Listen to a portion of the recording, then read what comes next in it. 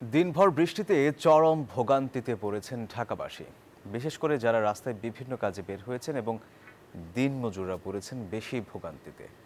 ভোগান্তি আরও বাড়িয়েছে তীব্র যানজট। আবহাওয়া অধিদপ্তর বলছে এমন বৃষ্টি থাকবে আরও 2 দিন। ঝুম বৃষ্টিতে রাজধানী অন্ধকার। বৃহস্পতিবার সকাল থেকে আকাশে রৌদ্র মেঘের খেলা, সাথে দমকা হাওয়া। তবে দুপুর গড়াতেই ঝুম বৃষ্টিতে ভেজে নগরী।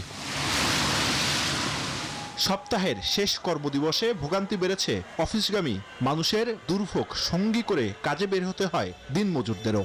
এখন তো কি করবো, ব্যবসা তো করতে হইব, মাল গুলাই লাইছি। আজকে তো সারাদিনই বৃষ্টি, সকাল থেকে বৃষ্টি হচ্ছে। বৃষ্টির জন্য তো একটু অসুবিধা হচ্ছে আমাদের।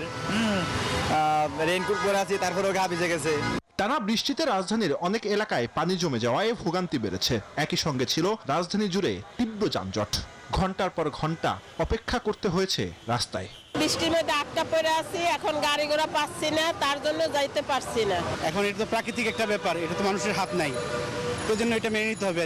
এদিকে আবহাওয়া অধিদপ্তর বলছে এমন বৃষ্টি থাকবে আরো 2 দিন। ঢাকাতে যে বৃষ্টি হচ্ছে আজকে থেমে থেমে এরকম টানাই বৃষ্টি হবে, হয়তো মাঝে একটু ব্রেক দিতে পারে, এবং বৃষ্টির যে এখন যে পরিমাণ, এই পরিমাণ আরো বাড়তে পারে।